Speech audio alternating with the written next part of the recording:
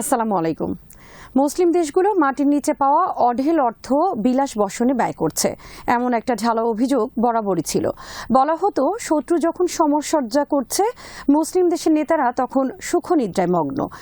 একসময় এই অভিযোগের সত্যতা থাকলেও এখন অনেক মুসলিম দেশেরই হুঁশ ফিরেছে। অনেক দেশই এখন অস্ত্রশিল্প ও সম্ভাব্য সমর আয়োজনে গুরুত্ব উপলব্ধি করতে পারছে। এরকমই একটি দেশ তুরস্ক। বিডিভিউজ ইনফোটেইনমেন্টে স্বাগত জানাচ্ছি আমি সুরভি দিবা। তেলের টাকায় ধনী না হয়েও তুরস্কের প্রতিরক্ষা শিল্প খাত বহু পথ পাড়ি দিয়ে এসেছে। তবে দীর্ঘ পথ পরিক্রমার বড় অংশ জুড়ে তারা ছিল বিদেশ নির্ভর। এখন সেই নির্ভরতা কাটিয়ে উঠতে চাইছে দেশটি। আজ জানাবো সেই তথ্য।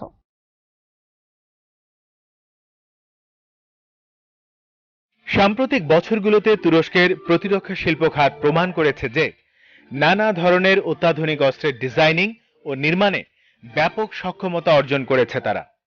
তুর্কি কর্মকর্তারা এখন তাই বলছেন, মিলিটারি হার্ডওয়্যারের জন্য বিদেশি উৎস ও সরবরাহকারীদের উপর তুরস্কের যে নির্ভরতা ছিল, নবলব্ধ সক্ষমতা তার অবসান ঘটাতে চলেছে।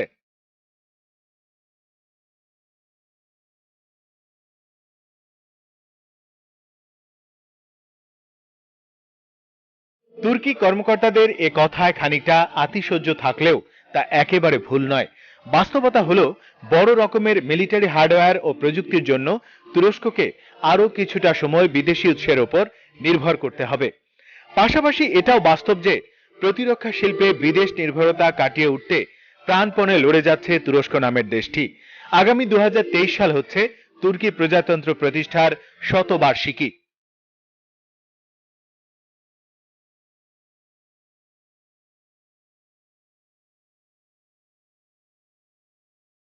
তুরস্কের প্রেসিডেন্ট রিসেপ তাইপ এরদোয়ান ঘোষণা করেছেন 2023 সালের আগে দেশটির প্রতিরক্ষা শিল্পের সব রকমের বিদেশ নির্ভরতা নির্মূল করার পরিকল্পনা নিয়েছে তুরস্ক।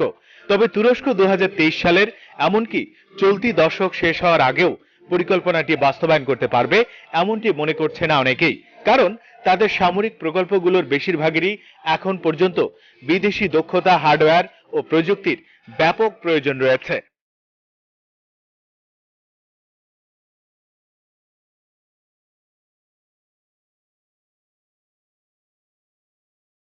ভূকৌশলগত কারণে তুরস্কের অবস্থান বিশ্ব রাজনীতিতে আলাদা গুরুত্ব বাড়িয়েছে।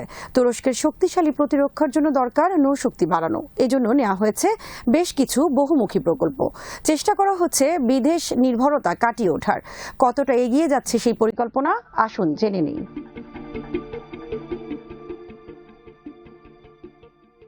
তুরস্ক মিলজাম ন্যাশনাল ওয়ারশিপ প্রজেক্ট নামে একটি প্রকল্প গ্রহণ করেছে। এই প্রকল্পে তুর্কি নৌবাহিনীর জন্য নতুন ধরনের মাল্টিপারপাস ফ্রিগেট ও করভেট নির্মাণ করা হয়। এগুলোর কোনোটি বিমান বিধ্বংসী, কোনোটি সাবমেরিন বিধ্বংসী যুদ্ধের উপযোগী।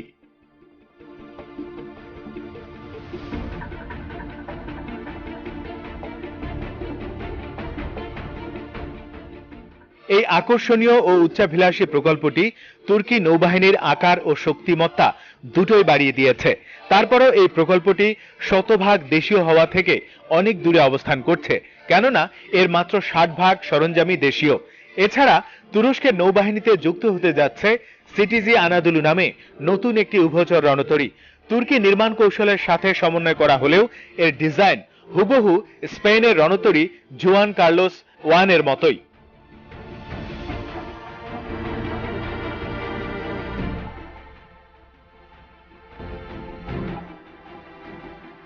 তুরস্কের T-129 ATA অ্যাটাক হেলিকপ্টারগুলো স্পষ্টতই আগাস্টা ওয়েস্টল্যান্ড A-29 হেলিকপ্টারের মতোই, তবে এর বাইরের দিকটা সাজানো হয়েছে তুরস্কের তৈরি আকাশযানের মতো করেই। এক্ষেত্রে তুরস্কের বিদেশ নির্ভরতার দিকটি ফুটে ওঠে তখনই যখন তারা এ ধরনের 30টি হেলিকপ্টারের একটি বহর $1.5 বিলিয়ন মার্কিন ডলার দামে পাকিস্তানের কাছে বিক্রি করতে যায়। যখনই তাদের মনে করিয়ে দেওয়া হয় যে এসব হেলিকপ্টার বিক্রি করতে হলে মার্কিন যুক্তরাষ্ট্রের এক্সপোর্ট লাইসেন্স প্রয়োজন হবে, কারণ হেলিকপ্টারগুলোতে রয়েছে মার্কিন নির্মিত ইঞ্জিন পার্টস।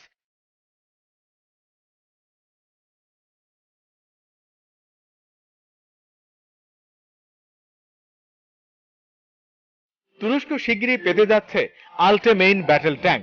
নতুন এই ট্যাঙ্ক পুরনো দিনের বিপুল সংখ্যক লিওপার্ড 2 ও M60 প্ল্যাটন ট্যাঙ্কের জায়গা নেবে। পাশাপাশি বিদেশেও রপ্তানি হবে। তবে কথা হলো এগুলো দক্ষিণ কোরিয়ার K2 ব্ল্যাঙ্ক প্যান্থারের উপর ব্যাপকভাবে নির্ভরশীল। তাদের T-155 আর্টিলারি গানগুলো দক্ষিণ কোরিয়ার K2 থান্ডার সিস্টেমের উপর নির্ভরশীল, যদিও ওতে কিছু দেশীয় যন্ত্রাংশ যোগ এবং তুর্কি স্টাইলে মডিফাই করা হয়েছে।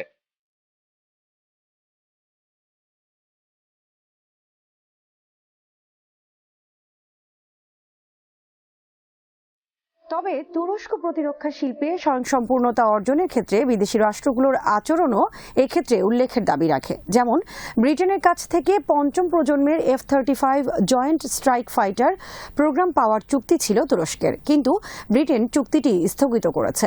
তুরস্কের অপরাধ, তারা রাশিয়ার কাছ থেকে অত্যাধুনিক S-400 এয়ার ডিফেন্স মিসাইল কিনেছে। ব্রিটেনের এই পদক্ষেপের ফলে আগামী অন্তত এক দশকের মধ্যে তুরস্কের পঞ্চম প্রজন্মের ফাইটার জেটের মালিক হওয়ার আশা তিরোহিত হয়ে গেল।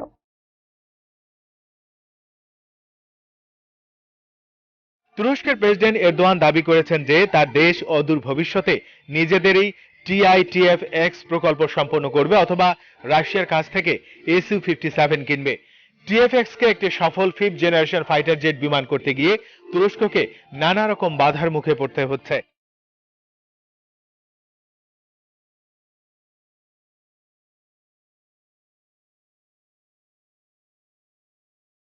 প্রধান বাধাটি হলো এর জন্য উপযুক্ত একটি ইঞ্জিনের ডিজাইন তৈরি এবং ইঞ্জিনটি বানানো। সাময়িক সমাধান হিসেবে 2018 সালে তারা জেনারেল ইলেকট্রিকের F110 ইঞ্জিন ব্যবহারের ঘোষণা দিয়েছিল। সত্যি বলতে কি, একটি কার্যকর ও শব্দহীন 5th জেনারেশন ফাইটার জেট বিমানের জন্য 5th জেনারেশন ইঞ্জিন অবশ্যই প্রয়োজন, আর এর ডিজাইন ও নির্মাণ কাজটিও চরম কঠিন। প্রায় এক দশক চেষ্টা করেও তার Su-57 এর জন্য এরকম একটি ইঞ্জিন বানাতে পারেনি রাশিয়া।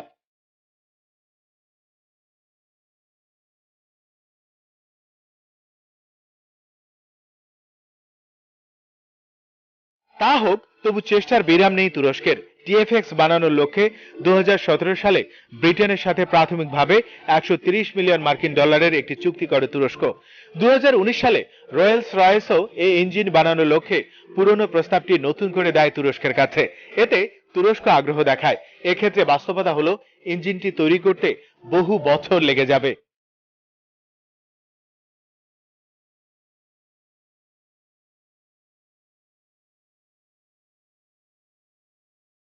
এর আগে F-35 বিমানের জন্য F136 টার্বোফ্যান ইঞ্জিন তৈরির একটি যৌথ প্রকল্পে অংশ নিয়েছিল রোলস রয়েস।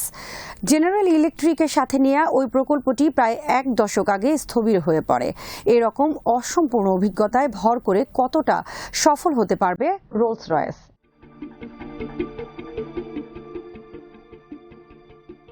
অনেকে সন্দেহ প্রকাশ করেছেন, যদি TF-X এর জন্য একটি উপযুক্ত ইঞ্জিন বানানোর কাজে রোলস রয়েস সফল হয়, তাহলে তারা কি তুরস্কের কাছে সেই প্রযুক্তি হস্তান্তর করবে, যা দিয়ে পরবর্তী সময় নিজেই ওই ইঞ্জিন বানাতে পারবে?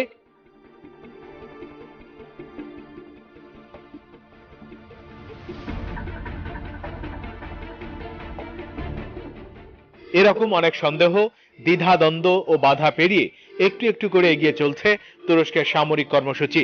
তুরস্ক ইতিমধ্যে ড্রোন নির্মাণের ক্ষেত্রে বড় ধরনের সাফল্য দেখিয়েছে। এক্ষেত্রে তুরস্ক কিন্তু বিদেশের উপর অতটা নির্ভর করতে হয়নি।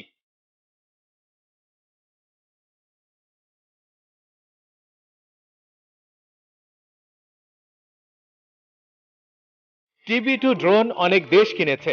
এছাড়া তুরস্ক সফল পরীক্ষা চালিয়েছে শক্তিশালী অ্যান্টিশিপ মিসাইলের। এর নাম আতামাজা। এটি তুরস্কের প্রথম নিজস্ব উদ্ভাবিত অ্যান্টিশিপ মিসাইল। শীঘ্রই এটি যুক্ত হবে তুরস্কের রণতরীতে। আতামাজা মিসাইল 200 কিলোমিটার দূরের লক্ষ্যবস্তুতে সঠিকভাবে আঘাত করে ধ্বংস করেছে।